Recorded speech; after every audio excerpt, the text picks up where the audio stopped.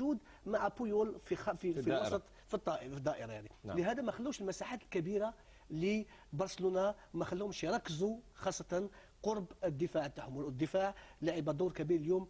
كم من مره يصطدم الهجوم، ولذلك شاهدنا مراوغات باللاعبين، مراوغات اللاعبات الفرديه، رونالدينيو او بويول. حتى اوفرمارس انا نقول نجح في الشوط الاول، ولكن نتساءل الان هل ريال سوسيداد راح يتابع بنفس الطريقه في الشوط الثاني؟ هل اللياقه البدنيه تاعو امر الحائط الصد بالوقوف في الامتار القانونيه. رونالدينو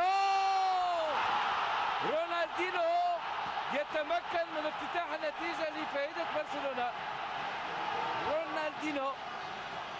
رونالدو دياسس يتمكن من تحقيق الهدف الاول لبرشلونه. اخيرا توجت مجهودات هذا اللاعب وفنيات هذا اللاعب بالهدف الاول لفائده برشلونه. ضربه حره مباشره